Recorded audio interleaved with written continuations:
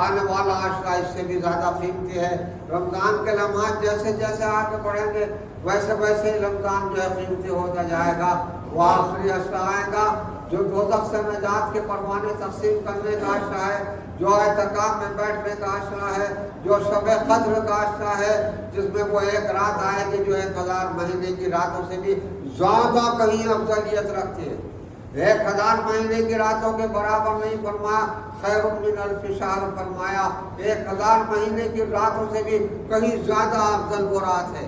وہ آنے والا عشرہ ہے، منگل کے روز 20واں روزہ ہوگا۔ اعتکاف میں لوگ بیٹھیں گے۔ اعتکاف بہت بڑی عبادت ہے۔ 10 دن کا اعتکاف سنت ہے۔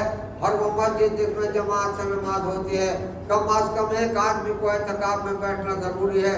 فقہائے کرام نے تو یہ لکھا کہ ہر گھر کا ایک آدمی اعتکاف میں ہر سال بیٹھے، اپنے گھر میں طے کر لے کہ اس سال یہ بیٹھے اور اس سال یہ بیٹھے اور اعتکاف کا اہتمام کرے کہ اعتکاف کی عبادت بہت بڑی عبادت ہے۔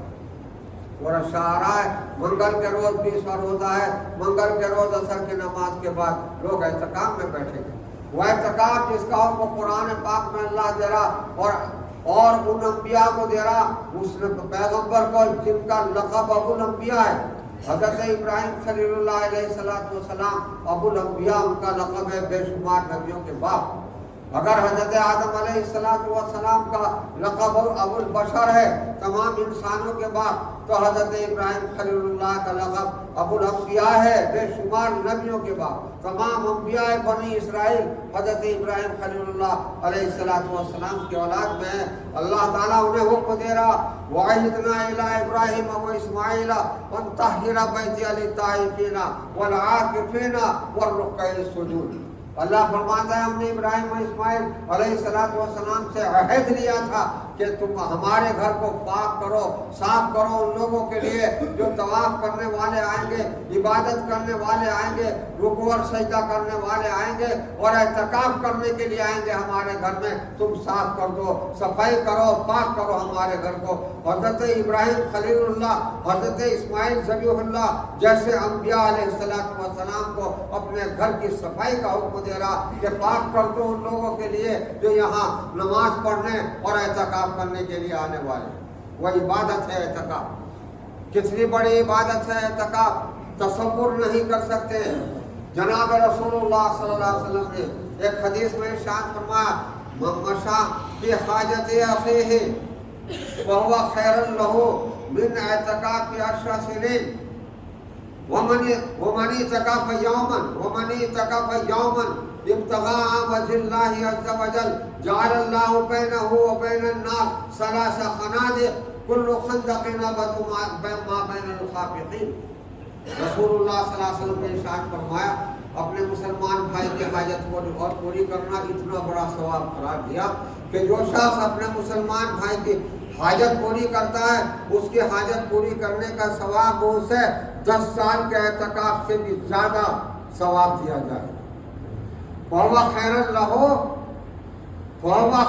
لَهُ اعتکاف 10 سنین، 10 سال کے اعتکاف کرنے سے بھی زیادہ ثواب اپنے مسلمان بھائی کی حاجت پورا کرنے پر دیا جائے گا۔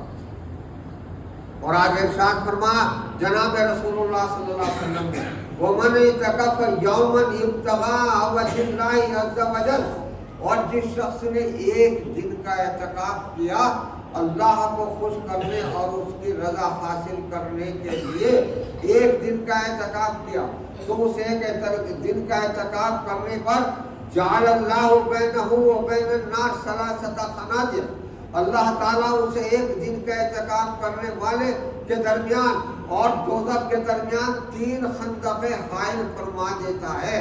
کل خندق ابعد ما بین الخافقین، اور ایک خندق کی چوڑائی زمین و آسمان کے فاصلے کے برابر ہے۔ ایک خندق کی چوڑائی زمین اور آسمان کے فاصلے کے برابر ہوگی، اور ایک دن کے اعتکاف پر 3 دن کی خندقیں حائل کر دی جائیں گی تو 10 سال کے اعتکاف پر کتنا فاصلہ اس معتکف اور دوزخ کے درمیان ہوگا، کیلکولیٹ کر لیجیے۔ یہ ہے اعتکاف، یہ ہے اعتکاف۔ وہ اعتکاف کا عرصہ آ رہا ہے، منگل کے روز 20واں روزہ ہوگا، لوگ اعتکاف میں بیٹھیں گے، مگر رمضان کا احترام زیادہ رہا۔ جس قدر ہماری بدنصیبی اور بدبختی ہے کہ رمضان جتنا قیمتی آگے بڑھتا جا رہا ہے، ہم مسلمان رمضان روزے سے بھی پیچھے ہوتے جا رہے ہیں۔ اعتکاف کو پوجا اور شب قدر پوجا اور جب دوزخ سے نجات کے پروانے حاصل لینا پوجا، ہم نماز روزے سے پیچھے ہٹتے چلے جا رہے ہیں۔ ہماری مسجدیں نمازوں سے خالی ہوتی جا رہی ہیں۔ نماز جیسا فریضہ خدا بندی اور بلند فریضہ اسلام کا اہم ترین فریضہ نماز، اس سے بھی پیچھے ہٹتے چلے جا رہے ہیں۔ گویا ہم یہ تاثر خدا کو دے رہے ہیں کہ اللہ تیری رحمت کی ہمیں ضرورت نہیں ہے، تیری بخشش کی ہمیں ضرورت نہیں ہے، تیرے ثواب کی ہمیں ضرورت نہیں ہے، تیری دوزخ کا ہمیں ڈر خوف نہیں ہے۔ ہم یہ خدا کو تاثر دے رہے ہیں، کامیاب ہو۔